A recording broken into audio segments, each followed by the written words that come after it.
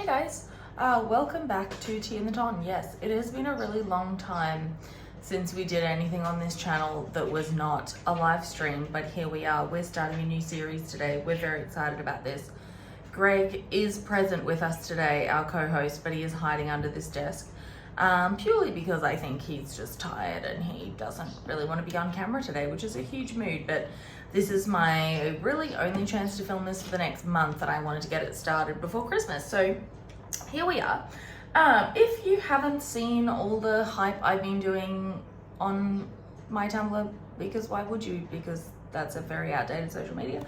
But this is what we're doing. So we are going to be reading through at least the Viscount Who Loved Me. I plan to do all of the Bridgerton books eventually, but I wanted to start with probably where more of the interest in my channel comes from. So, you know, that's obviously this book. I wanted to start with this. We're going to be rereading them chapter by chapter, if I can get my words out. And we're going to be going through it. Very exciting. Yeah. I also, I guess, to kick things off, so I have been annotating this book. I've done the first two chapters, well, the prologue and chapter 1. I've been annotating this book and I am writing, really, there's little pictures in there. I'm a terrible drawer. My writing is illegible. But I'm going to be giving this book away after we finish this series. So if you want to throw your name in the hat, I guess, yeah. I'm not going to draw them out of a hat. I'll probably use one of those online generator things. But if you want to get your name in the draw for that, there is going to be a link to a Google form in the description. So fill that out. It is open to people worldwide. So yeah, I'll leave all my little sticky notes in there.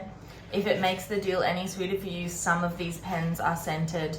I've got very neat little post-it notes in there that are Monsters Inc. themed. So yeah, that's what we're going to be doing. We are going to, because the prologue is really short, we're going to do the prologue and chapter 1 today. I don't know if we're going to do 2 chapters every episode. Maybe I think it'll depend how much we find to talk about. But I guess so. We're gonna go through this, and I'm gonna do my makeup at the same time, and I guess we're maybe gonna learn some things. So let's get started. I don't really know what form this is gonna take. I don't know, I might do maybe moving forward a question and answer section at the end of each thing. If people leave their questions maybe in the comments from this video, we'll see how it works. If there's anything you want to discuss, I will probably also still try to do monthly live streams. I'm just trying to do more with this channel, I guess. It's sitting here not doing anything, collecting dust. So I mean, let's see what's going on. Yeah. I'm also not drinking tea today. This is iced coffee, but you know, that's kind of the vibe. I would say it's the autumn vibe, but it is deep spring in Australia. So, you know, such is life. Okay, let's get started. So the prologue, for those of you who don't or haven't read The Viscount Who Loved Me before, the prologue starts when it's a preamble. That's what prologues are. I don't know where I was going with that, but it's a preamble. It sets up the plot, obviously. Again, that's what prologues do. This prologue obviously takes place a few years prior to the main bulk, and it gives us a cute little sort of look into how the Bridgerton kids grew up, or at least Anthony. But there is, on the very first page, there's an anachronism. How many sentences in? 2, 3, 4, 5, 6. There's 6 sentences in. There is an anachronism. And I know what you're gonna say, Molly, the point you're about to bring up is irrelevant because this book was written first. But if it is this easy for me to go back and check, I feel like that's something the author should be doing, or at the very least the book editor, where that's literally their job.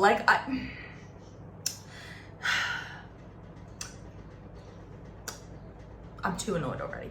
So basically it starts, you know, it tells us about Anthony, the fact that he was, you know, a child. His parents are really quite young. His dad was 20, his mum was 18, but it calls them Lord and Lady Bridgerton, which is fine. As we know them, they are. However, we learn in the prequel series about the Rokesbys that Lord Bridgerton is still alive until Colin's born.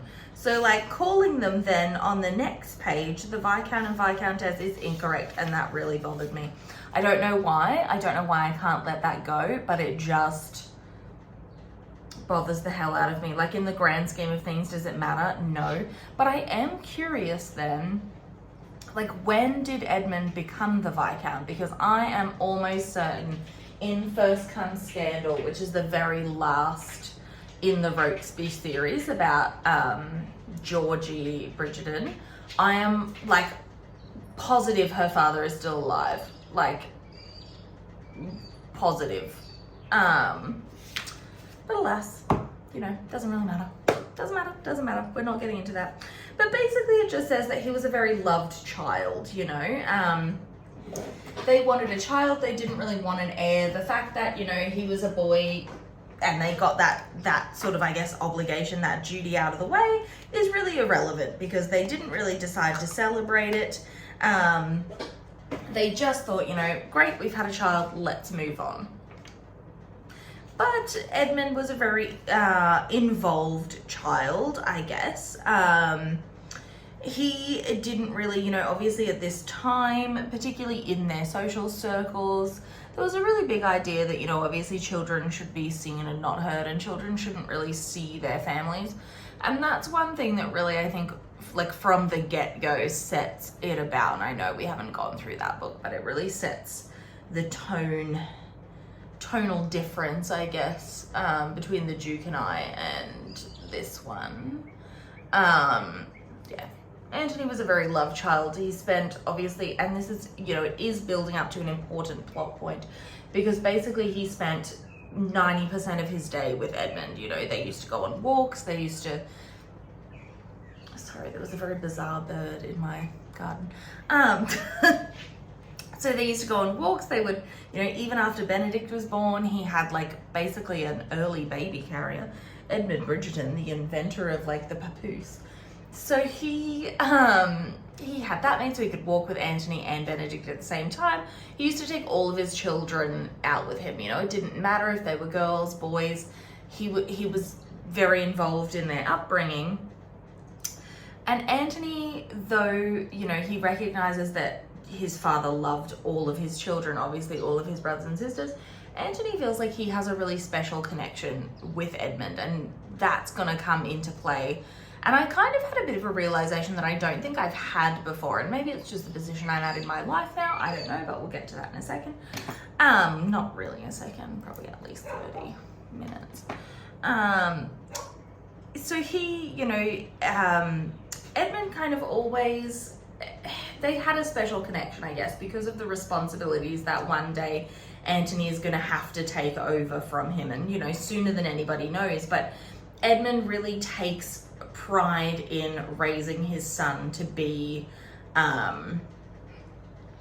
you know, a responsible leader for their family, I suppose. You know, he's given Anthony, the pocket watch that Anthony has was given him on his 8th birthday, as it was given to Edmund from his father, who, you know, allegedly is dead in this, but is still kicking several years later in another book. So who can say, Julia? Who can say?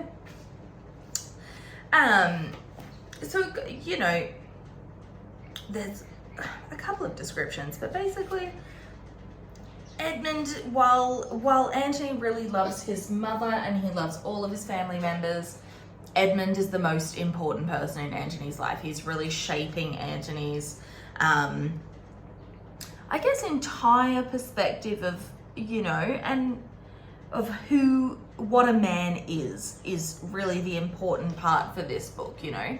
He is shaping Anthony's entire perspective of that, and that's even more relevant given the fact that, you know, in our day and age, we have television, we interact as children, I think, a lot more with the outside world. We go to school, we see other people who are, you know, maybe in a different situation than us. But in this day and age, boys were educated at home until they went to Eton, if they went to school at all. And so truly their only worldview is what happened within their home. you know, and that really shapes that. And we see that through this book, is that Anthony is trying and failing to live up to that for the most part, you know, and his entire worldview has been shaped by the fact that his father died really young and he feels he'll never be the same, you know, as good as that. So it's difficult to even try. It's very sad, but you know. There's a really sweet moment actually where Anthony, in this prologue, where it talks about how Anthony was so nervous to, you know, go away to school, and Edmund really took him aside and like took him to begin with, but like really took him inside and reassured his child. And I think it just speaks to the fact that really like no one knew Anthony better than Edmund. He really felt that was his person, you know, that's who he looked up to, and he really...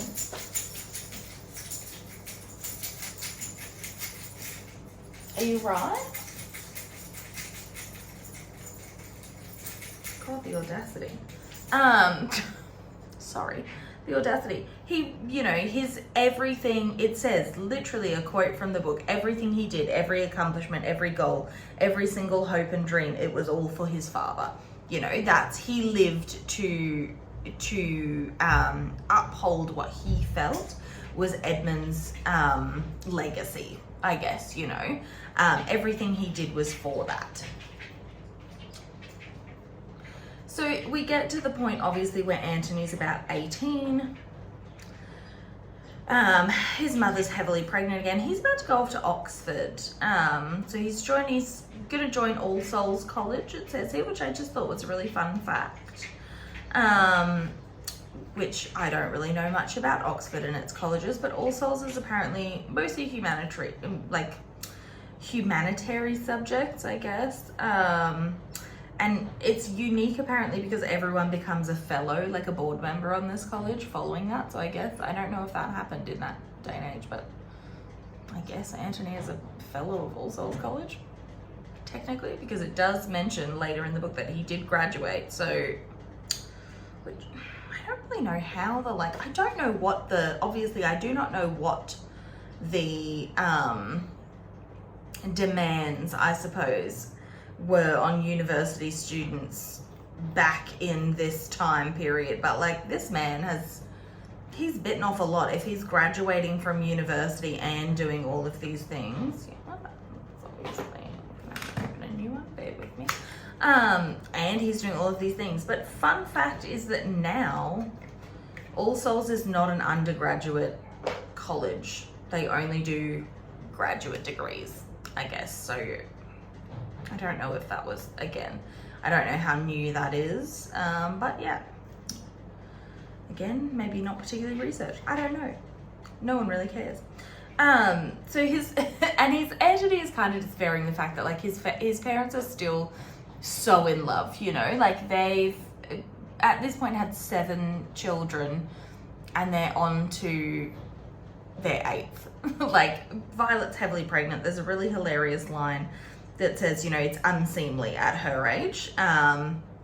But who was he to doubt Edmund's wisdom? Maybe he would want children at 38, which is really hilarious if you've read later in the series, because his and Kate's last child is born when Anthony's about 46, so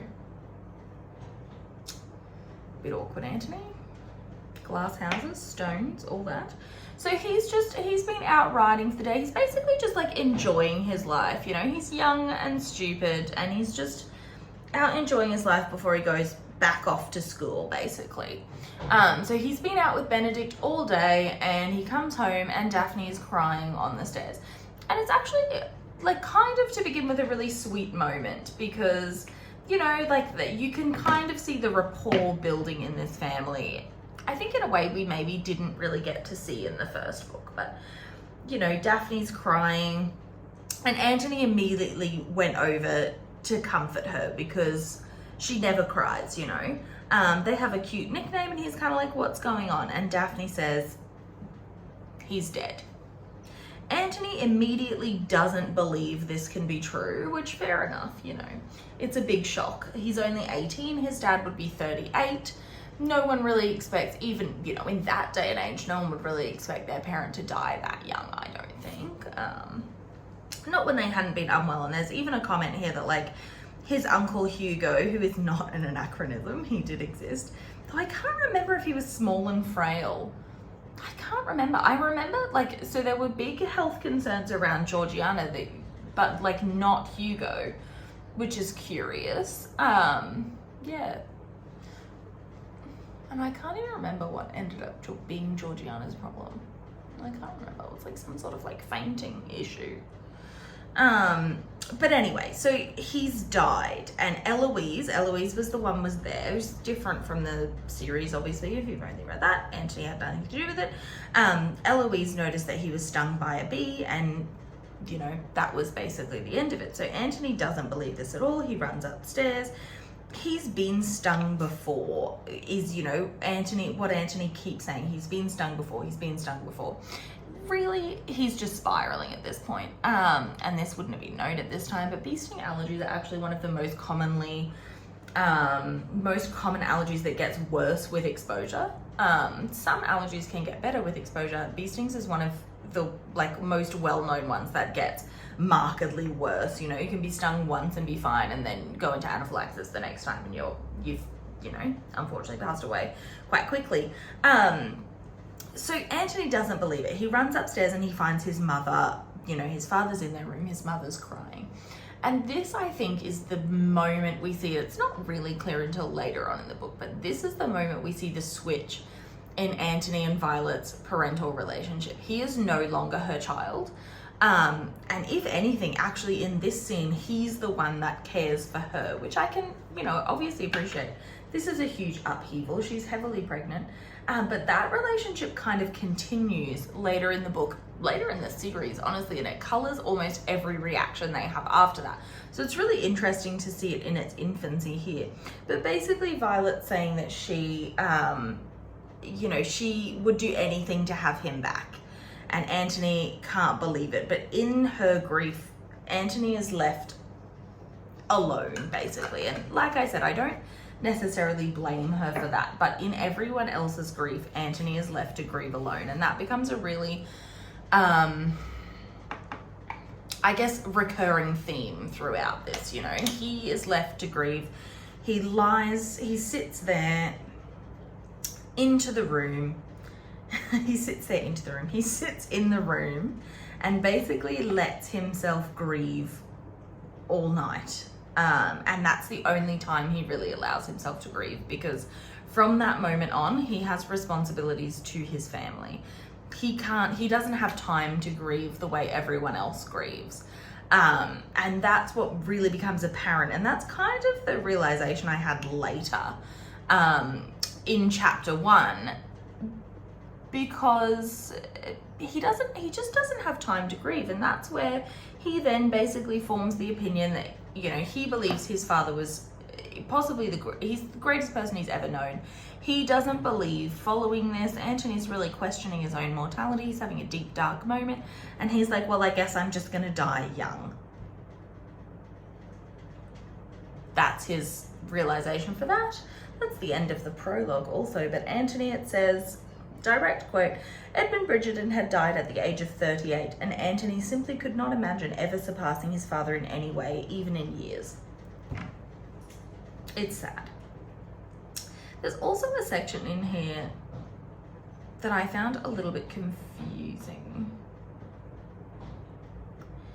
because so it says Edmund is obviously laid out.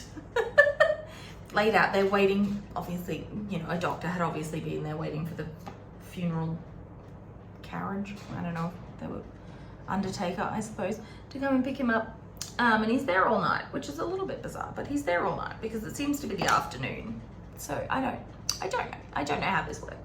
But then it says like they moved Violet to a spare room. So I'm like, well, where were they sleeping? Where's Edmund? Like, I don't. Maybe we're working on the assumption that there's no like Viscountess rooms at Aubrey Hall. I don't know. This is happening at Aubrey Hall, by the way. I forgot to mention that to begin with. Ooh, this isn't going very well, is it? But basically, you know, it talks about how Uncle Hugo had died the year before, and no one had really thought much of it because he was quite sickly. Though again, I don't remember him being that sickly in the prequel series. It's certainly never mentioned. And you know, no one noticed a bee sting, but then no one thought to look. You know, you don't see, he died by himself outdoors. No wife or children mentioned. But like, I guess you don't find a body and you're like, is there a bee sting immediately? Like, what a bizarre world that would be. But basically Anthony, you know, starts to care for he starts managing his family. He looks after his mother, he looks after his siblings, and then he goes and sits in this room with his father and stares at his father for hours on end, and truly just settles in the fact that this is his fate as well. Which, is that truly rational thinking? I guess not, but you know, it is what it is. We need it for the premise of the book. So moving on. On to chapter 1, I guess. So each of the chapters of the first 4 Bridgerton books start with a Lady Whistledown post, article, column is the word I'm thinking of. They start with a Lady Whistledown column. And this is our first look into the Sheffield gals. So the Sheffields have newly arrived from Somerset. They're here for the season. When this story starts, it is the 20th of April, 1814. That is the day the article is published. I looked up a calendar for 1814 purely to track the timeline. That is a Wednesday. Was a Wednesday. So basically this is about the topic of rakes, which is very similar to the, like, I guess the monologue of, like at the opening of season 2. It's quite similar to that. So basically it's talking about capital R rakes and lowercase rakes. So saying that, you know, there's a difference, and Anthony Bridgerton is a rake, capital R. So congratulations on graduating from the Rake Academy. You know, that rake to rake pipeline, Anthony. Kudos. Graduated from Oxford, graduated from Eton, graduated from Rake Academy. You know, he's very qualified. But basically it says the difference is, you know, how does Penelope know this? We obviously don't know it's Penelope yet in this book, and I'm going to get to that in a second. But like, how does she know any of this? I really don't. You know, though I guess his reputation, and he says himself later in this chapter, is like widespread enough that, like, I guess it was common knowledge. You only have to listen to a bit to hear it, but you know. So a rake is, you know, lowercase, is young, he's immature, he's basically a dumb fuck boy is what she's saying. But an uppercase rake is like a seasoned he's a seasoned fuck boy is basically what she's saying. She's basically saying Anthony Bridgerton's a huge slut. Ladies beware. But basically, like, he doesn't feel the need, I guess is what she's saying, for people to always talk about his exploits. They don't need to advertise what they're doing because everyone knows they're doing it anyway, you know? Like, everyone just knows who they are. It does say, though, he doesn't behave like an idiot for the simple reason he isn't an idiot. Ooh, have you met Anthony? Like, the boy's dumb. He's very pretty, but he is a bit dumb. Particularly when things like that happen, you know? Yeah, it's fine. He's not really interested in society. He's basically interested in his own interest. Is, you know, in the pursuit of his own happiness is what the article's saying. And it says, if that doesn't describe Viscount Bridgerton, surely the season's most eligible bachelor, this author shall retire her quill immediately. Well, I mean, he's not that, yeah. So the only question is, will 1814 be the season he finally succumbs to the exquisite bliss of matrimony? This author thinks not. So basically we're setting up the plot. It's time Anthony was married. It's 10 years on from that. He's 29. Basically, everyone's starting to think it's time he was married, but no one expects he's actually going to get married. No one expects that from him. Cue a little bit of, you know, not foreshadowing, but I guess I mean, it's blatant. So Kate and her family are sitting around in their drawing room, and Kate's like, please do not tell me that that article is about Viscount Bridgerton again. Please don't. How often is Lady Whistledown writing about this man for Kate to immediately see an article and be like, is it about him? Like, it's kind of like, you know, when celebrities are trying to sell a memoir and you're like, oh, for God, please stop talking about this. No one actually wants to know. Like, that's kind of her vibe. She's giving big, like, please stop talking about Tupac energy, you know? But anyway, I don't know how well that reference is going to date in these videos. I guess we'll find out. But she's kind of like, please, for the love of God, let that not be about him. I cannot hear any more about this whore of a man, essentially. So her half-sister, she's immediately called her half-sister, and we're introduced to the fact that she's younger by almost 4 years, which brings me to a really interesting point. And I have done the maths on this, and I've got the sticky note to prove it. I've done the maths on this, and I noticed this a few years ago, almost the first time I read this book. So we get further on, we basically find out that Kate is nearly 21. She's 20, she's going to be 21 in the very near future, is what's described to us. But Edwina is already 17. So we know from later in the book, which maybe I should leave this conversation for later, but we know this from later in the book that it's a few lines down actually. So we're introduced to Mary, who has glasses. I always forget she's got little spectacles, and she stares at them over the top of her spectacles like, ugh, lunatics. But she's been Kate's stepmother for nearly 18 years, okay? That doesn't really leave a lot of time. Like, did Mr.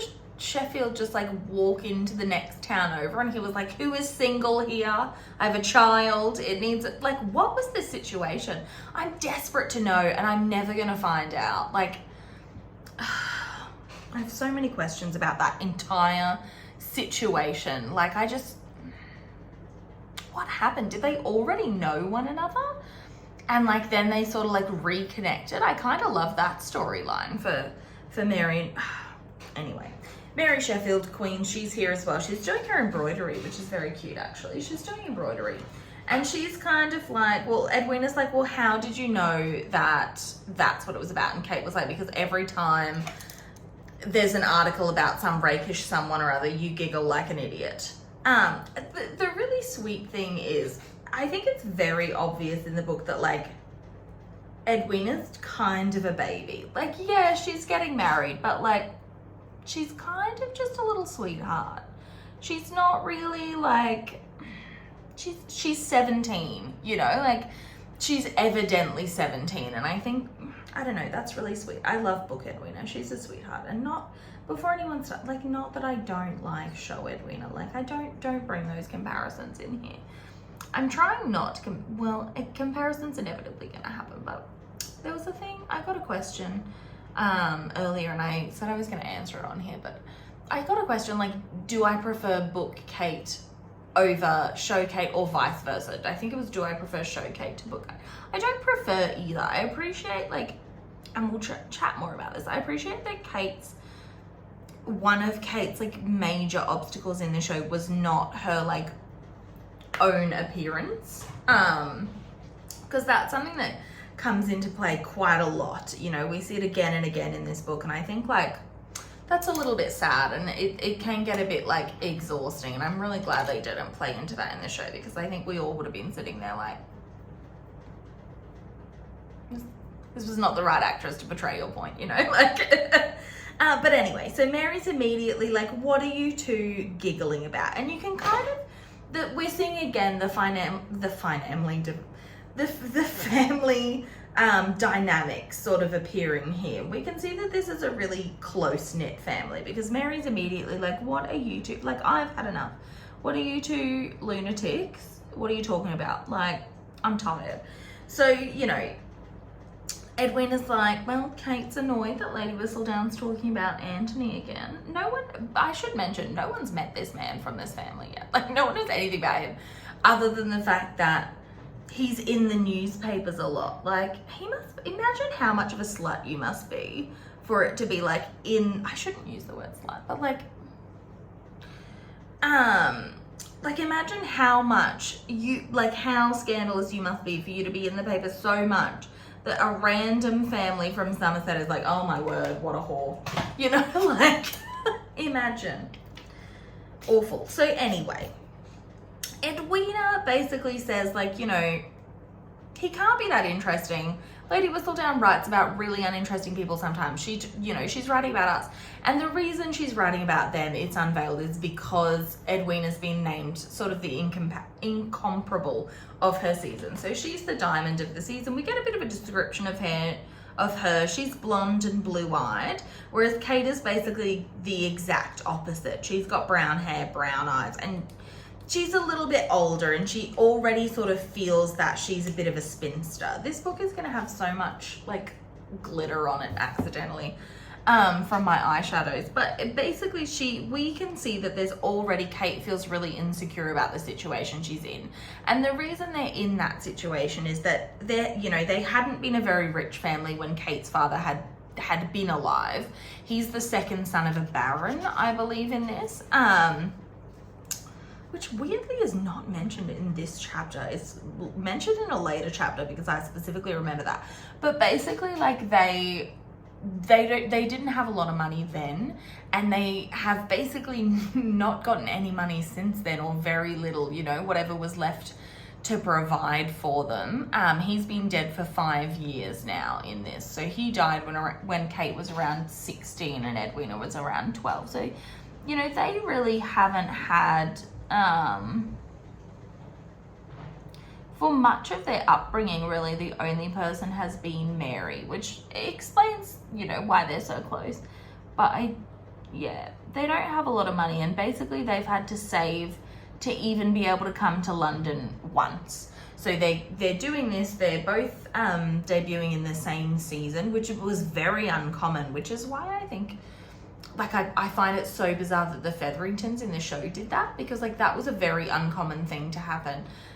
It was not uncommon at all. It was, you know, the done thing usually to only have one daughter out at a time to begin with. So, like, you often as the younger sister couldn't go out in society until your older sister had married. But basically they, and this is something we can tell that Mary didn't really want to do. Number one, I think she probably finds it, sorry buddy, she probably finds it a little bit embarrassing that this is what's happened, but we can tell Mary didn't really want to do this, and she didn't really want to bring Edwina. Now it says, you know, being only 17, that's quite young to get married.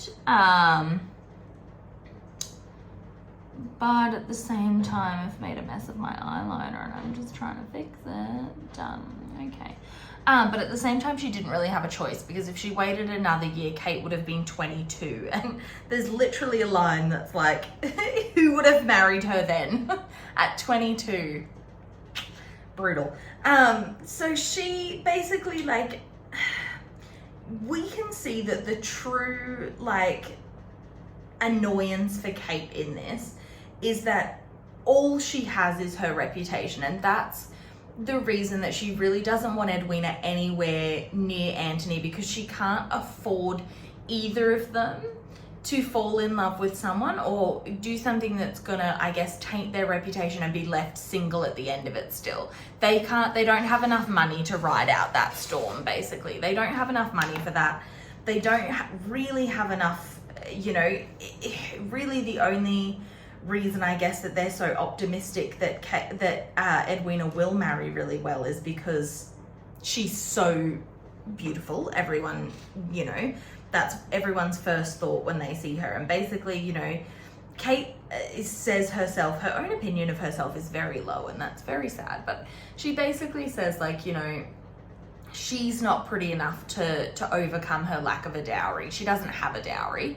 They don't have enough money for that. So basically they're looking for someone rich enough to not care that they have no money, which for her, she just doesn't think that's gonna happen for her. She thinks Edwina obviously has other charms. They all kind of do. And I think, like, it's really, it's a different setup, obviously, in the show versus the book. But yeah, Kate just doesn't, she's not considering herself at all in this. And we'll see a bit more why later on, but she knows that, you know, she thinks she knows, I guess, that if either of them are going to secure a future for their family, it's not going to be her. She doesn't really, she says herself, she doesn't really fit in with these delicate little ladies. It's strong, like not like other girl energy, which is a little bit like dated. And I don't think if this book was written now, it would be written, you know, the same way, though romance novels often are. But it's basically like, you know, she doesn't really, she's not going to make herself smaller for a man, I guess. Which again, her attitude is sort of not really lending itself well to the fact that she doesn't have a dowry. You know, if she was an heiress, maybe people would overlook some of these shortcomings she feels that she has, but she already feels insecure about the position that they're in because she thinks other people already know the position they're in, which they do, you know.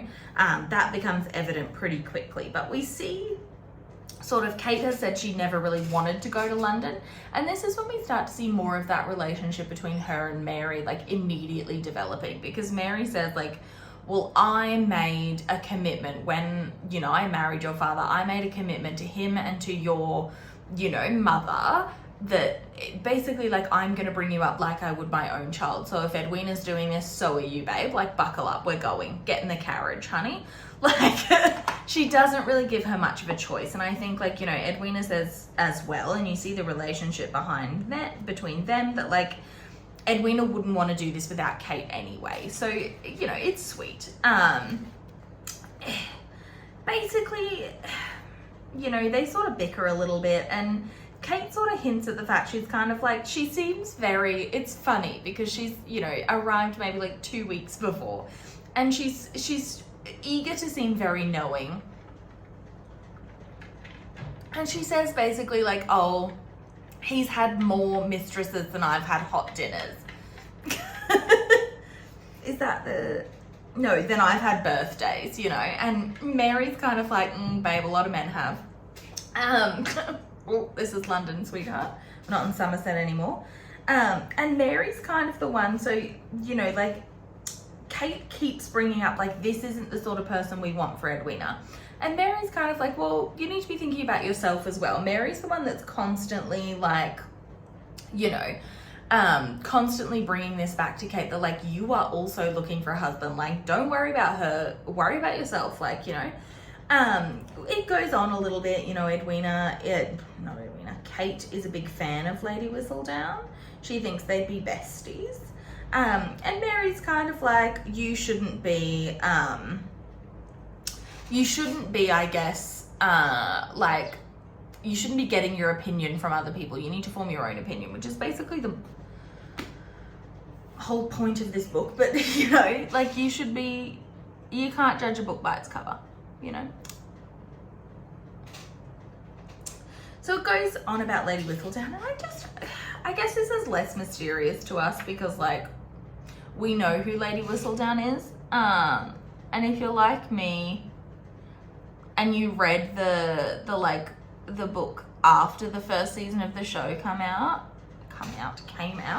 after the first season of the show came out, like, truly, I feel like that's maybe one of the reasons why I didn't super love Romancing Mr. Bridgerton. It's just because, like, the big twist that it has, for me at least, you know, is that Penelope ends up being Lady Whistledown. But, like, we already know that, and I'm very curious how season 3 is gonna, like, circumvent that, because, like, that's not shocking or new information to me. You don't find that out until, like, halfway through that book, which, like, I'm kind of bummed that I knew who Lady Whistledown was going in, because, like, I feel like I would have been so shocked by that, because I probably definitely wouldn't have seen it coming in the way it's presented in the book, because the way these books are written, you really don't see anything outside of these two characters and the immediate vicinity. But basically it goes on, you know, Kate got insulted by Lady Whistledown a few weeks ago, called her a singed daffodil. Miss Catherine Sheffield looked like a singed daffodil. And Kate's kind of like, look, we see she's a pretty good sport about it. She's like, you know what, look, yeah, I've arrived now that I've been insulted. But Penelope Featherington is bragging about being insulted by Lady Whistledown all the time. Like, honey, is this a burn book? What is this like? What is this situation? Is she just like casting aspersions? I don't know. Yeah. We get introduced, you know, new on the scene, we get introduced to the king of the show, Newton. He's here. He's described as a somewhat overweight corgi. Him and Mary do not get along, but we kind of see that Mary tolerates him because, you know, Kate loves her. Kate loves him and, you know, Mary loves her. So the Duke and Duchess of Hastings are back. Not really a lot going on. This is a lot of filler, these first few chapters. But we'll get to my main point for this chapter in a minute. So basically Mary's a little bit annoyed because Kate calls her out and she's like, well, you're talking about Portia Featherington not knowing how to dress her kids. Like, you had me looking like a singed daffodil. And truly only a mother could be like, sorry, you did look like a dead flower. But, you know, I deserve to be dragged for that. That's on me. Yeah. Like, truly that is the kind of relationship you could only have with your mother. And we kind of get a bit more information about Kate. She's clearly very willful. She says here she had half a mind to rip the sleeves right off that dress, and Mary's kind of like, I'm surprised and thankful that you saw fit to restrain yourself. Like, she's clearly, she's quite a willful, spirited, I guess is the right word. She's a spirited person. She's not gonna, you know, she's not gonna take anything from anyone, you know. And we see here that, like, if Mary leaves the room, she's going to get ready for the night, and Kate and Edwina kind of have this moment together, and this is where, you know, we start to see, I guess, the true dynamics of their relationship untangle, because they're talking and Kate sort of says like, oh, Mr. Burbrook, not a complete, he's a lunatic, but he's like not an awful person in the books. Said like, you looked really nice in blue, and Edwina was kind of like, why was he talking to you about that, honey, you know? And it comes to light that basically Edwina has said that she would never marry anyone that Kate didn't approve of. So Kate has sort of parentified herself in a way, but in the books, and we'll come to see this, Mary is a much more present mother figure for her, which is why I was so disappointed. Mary is a lot more present in this. Kate is not as parentified as she is in the series. They have a much more even-keeled relationship, Kate and Edwina. But basically Edwina has announced that, you know, she would never marry without Kate's approval, which this is going to come into play, obviously. So she would never marry without her approval, and she kind of says, you know, we get the impression that this is kind of a situation that Kate's quite used to. She's clearly spent a lot of her time growing up, like, intercepting men for Edwina and kind of like sussing the field out. And, you know, Edwina makes a little joke like, you know, you're really difficult to impress, basically. And it's kind of, we're getting the impression that, I guess, Edwina cares about Kate's opinion and she cares about who this person is because she knows that Kate's going to make the right choice at the end of the day. Kate's a good judge of character, is what she's saying.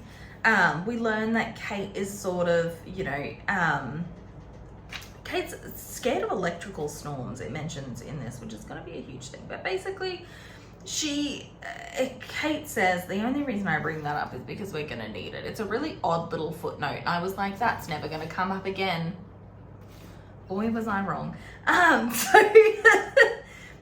Basically, Kate, we learn in this is not a position that Kate's unused to, managing men for Edwina. And she knows, she doesn't really blame herself for it, but it does play into the insecurities that she already has, because she says herself that she thinks her most likely marriage prospect is going to be someone that didn't marry Edwina, and they're just kind of like, oh, well, I'll get this one, I guess. Which is a really sad kind of like thing, because we can tell she doesn't want that. She doesn't want to be a spinster. She just feels like she will be. And that's partly because she spent her whole life being compared to Edwina, not like through any fault of Mary or Edwina. It's the situation of their life that's brought them to this, where basically I think, you know, had Kate been allowed to debut on her own, there wouldn't have been that constant like comparison between them. It's the comparison where I think like it really starts to not fall apart, but like does her a bit of a disservice in that, you know. So she, you know, Kate kind of says like she's not envious of Edwina's position, actually. Like she wouldn't want the pressure of having to marry to secure position, even though you can kind of tell she does feel like she sort of pushed it onto Edwina. And we can see like from this very first chapter, we were on page 20 of this book, and we can see the pressure that like Edwina feels for that, because it says here like she looked like she might cry when they're just talking about it. Kate said like, you know, you don't have to marry anyone you don't like, and like Edwina's nearly in tears. But it says, you know, we'll go back to Somerset if that's what happens. If, you know, we'll enjoy our own company. There's no one I like better anyway. And Edwina says, no, like you're my favorite too. Like they just have a really sweet relationship, these two, and it's really disappointing we didn't get to see more of that on screen, I think. And I think the truly disappointing thing is like, you really read this book and you've read the entire series and you didn't realize that like this was the best familial relationship that we see. It's truly like not the Bridgertons the more you delve into that relationship. Like this relationship is one of the best ones we see on screen, and you just like in the series, and you just like anyway. I can't. Edwina mentioned she's looking for a scholar, which is really sweet, but Kate's kind of like, oh honey, like I don't know if we're going to be able to find you that in London, sweetheart. Like you're just going to have to settle for someone who can read. And Edwina's like, well, you can't tell a book by its cover. It's a bit of like heavy-handed foreshadowing, but you can't tell a book by its cover, you know. Maybe even Viscount Bridgerton likes to read. There's actually a hilarious moment, I'm almost certain, where Kate's like, can he read? Like she's kind of like, I mean, can he read? We don't even know that. Like, I doubt it. Huge mood. But, you know, they're kind of like, he's not getting married anyway. You are not marrying him. Stay the hell away from him. End scene. We then go over to, we're nearly at the end, I promise. We then go over to Anthony and the boys, and they have his boys, Benedict and Colin, they have such a hilarious relationship. Anthony, they're just sitting around having drinks, and Anthony's like, I'm gonna get married. Like, to whom? Colin and, you know, Benedict falls off his chair, Colin starts to joke, and like, fair. Can you imagine if like, and it says here, like, for the most of his adult life, he's had like 2 mistresses at a time. Can you imagine if suddenly someone that was in like 4 relationships is like, I'm getting married? You'd be like, my brother in Christ, like to whom? You know, like, you know, Anthony's kind of like, okay, hilarious. He admits himself, like he has rules for himself, I guess. He's got like rules for his slutdom.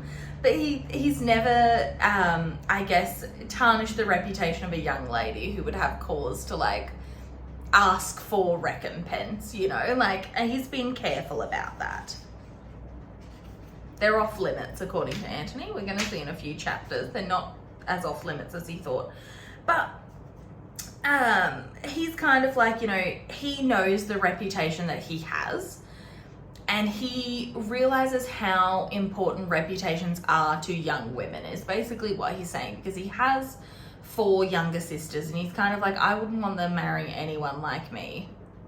It's hilarious because Daphne's already married to Simon, who was arguably a bigger, sorry, just got a message on my watch. He was arguably, you know, on the same level as Anthony, and then Francesca's going to marry Michael Sterling, which, like, Jesus. But he's basically saying, you know, and we kind of get the impression that Anthony's been a little bit reckless with his life, but he feels that life's short. No one knows that better than him. His father died 10 years on from where he is here. So he's kind of like, I'm going to enjoy my life. But more and more, he's basically been seeing that, like, it's time for me to get serious. And we see here, like, he is upset that, you know, he wants to have children. Obviously he kind of needs an heir, but he's also a little bit upset that, like, he's not going to get to spend a time with his children. He's not going to see his children grow, but he's also sort of thankful for that, because you can see that it's not that I necessarily think his impression of himself is low, that they're like, oh, we're better off without him, but he thinks they're better off not knowing him, because he's seen the effect that relationship he had with his father, while it was really close, he saw it end, and he's kind of like, well, I was devastated. This hasn't seemed to have affected my other siblings in the same way. So he kind of wants that for his child. And that's exactly why he also, you know, seeing the relationship that his parents had, he doesn't want to fall in love either, because he doesn't want to do that to his wife, essentially. Like, he saw how devastating that was for his mother in that scene where she's bawling her eyes out, you know, and Anthony has to be the one to comfort her.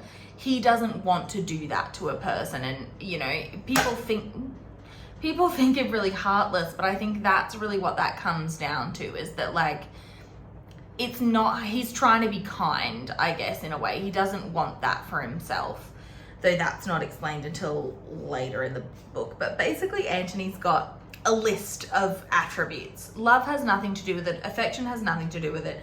He's got a list of attributes. So the number one is that they need to be reasonably attractive. He's not super fussed on that. It could be anyone, you know. He's kind of just like, okay, but I wouldn't, you know, like, I wouldn't hate it if I was a bit attracted to her. She couldn't be stupid, and he felt that this was going to be the hardest, purely because then this is the greatest bit of comedy that Julia Quinn has ever written. It's the greatest bit of comedy. Last time he was talking to a girl who was like just out of finishing school. He was like, do you think the weather's going to turn inclement? Like, as in turn bad? And the girl said, I don't know, I've never been to Clement. Like, honey, that's hilarious. So Anthony's kind of like, I don't know that that part's gonna go that well. And the third is that he shouldn't be, like, he wants to be attracted to this person. He doesn't want to feel any connection to them, I guess, is the important part of that. That's the important, like, and under no circumstances would that rule be broken. I don't know about you, but I think that rule's gonna get broken, because this is a romance novel, and can you imagine if we just got to the end and, like, nothing had changed? It's not that he says himself, it's not that he doesn't think love's a real valuable thing. It's just not a complication he wants for himself. He doesn't want to get into that, you know. So he knows, you know, it says he knows that he's gonna die young, and he hasn't shared that with anyone. So he's living with this emotional burden, essentially, because he is in the position where he feels, you know, his father would have wanted him to care for his family, and that's what he's done. So he's not going to put any of his own emotions into that and further complicate their lives. This is for him to handle, and him alone. And it's really interesting. There's a lot of things that, like, he's always really aspired to be part, you know, as great as his father, and that's a task that he feels is impossible. And I think the revelation I had is that Edmund died so young for Anthony, that, like, we all, I think, as adults have a moment where we realize, like, not necessarily in a bad way, but, like, you realize that your parents are fallible people. Your parents are people just like you are, with thoughts, feelings, emotions, and they don't always do the right thing. But Anthony didn't get that moment. So he still sees Edmund as this untouchable, like, he's really got him on a pedestal. And I think it's not necessarily that Anthony needs to undo that, but he just didn't get that moment where he was like, wow, in a way that he kind of has with his mother, you know. He didn't get that moment where he's sort of like, wow, you're just a person, like, muddling through the same way I am. He never got that, and he never is going to now. And that's the real difficulty that Anthony faces through this story. Super interesting. super interesting comments. But basically, like, Anthony knew when he left that room that he could never be better than his father, and that's why he believes he's going to die young. So it's quite sad. But you know, in the end, Anthony's basically like, well, who is the diamond of the season? And Colin's kind of like, it's Edwina Sheffield. Like, surely you've probably seen her around. Like, you know, she's petite. Edwina's obviously is small. She's petite and she's got like blonde hair, blue eyes. Basically, men are always like fawning over her. Surely you've seen her. And Anthony's kind of like, has she got a brain? Like, no other questions, just like, has she a brain? And Colin's kind of like, yeah, I guess. Like, she was talking about mythology, which, like, what? Can we just, for a second, like, Edwina, honey, you know, she's mentioned earlier in the chapter, she's really quite bookish. She wants to marry a scholar, but, like, honey, what a flex in 1814 when you didn't have Google to back you up to just, like, bring out the Iliad to win an argument. Like, stunning, queen status. So Anthony basically just goes, good, I'll marry her. That's the end of the chapter. So, I mean, really, those chapters, they're introductory chapters. I mean, it's the prologue and the first chapter. So, but basically where we're standing at the moment is, you know, Kate feels really insecure about herself. Anthony's like, I just need to get this done. Clearly a match made in heaven. But yeah, I think really the main takeaway for me is that, yeah, Anthony didn't get that moment that we often get with our parents where you realize they're just sort of fallible people. They're just people at the end of the day. And that's why he is the way he is and he has these complications moving through. But super interesting start to the book. Like I said, it'd be nice to get a few more of these. This book is so damaged already. I don't know who's going to be unlucky enough to get this. But yes, like I said, if you do want to win this book, it is going to be a few months, obviously, so, and I won't be announcing the winner until after that, so you've got until then really to get your name down, I guess. I am asking that people only put their name down once. It's going to ask you for your email address on the form. That is purely only so that when I announce the winner in the last episode, I can send you an email and ask for your address so you don't have to publish that anywhere. I'm not going to do anything with your email addresses. It doesn't sign you up to a mailing list. I'm not going to sell it. I'm not going to do anything with it. It's purely for that. So if you do want to win this book, there's nothing really very interesting in it. It's sarcastic comments. My handwriting's very messy, as you can see. Yeah. There is a annotation key in the front, so you'll know what my highlighting means, but basically there's nothing super interesting in there. But if you want it, yeah, let me know. And I will be doing this with all of the books, hopefully, if I get around to it. So yeah, if you have any questions and you want me to answer them in the next video, if you have any questions, concerns, anything you want me to talk more about or explain more about, drop it in the comment section and I will go through it. But I'll also still try to do a live stream this month, hopefully at the end of the month. I've got a really busy few weekends, but hopefully at the end of the month we can do that. So yeah, thanks for getting ready with me today. If you have going through this chapter, please, you know, I'll give you some homework. Please try to read chapter 2 before next week if you want to really get it. Not next week, probably going to be a fortnight, if you want to really get into it. Yeah, if you want to read more about the Kate and Anthony fanfiction I've written, you can find me on Archive of Our Own or Tumblr at Newton Sheffield. Yeah. So yeah, thanks for getting ready with me and we'll see you next time. Bye.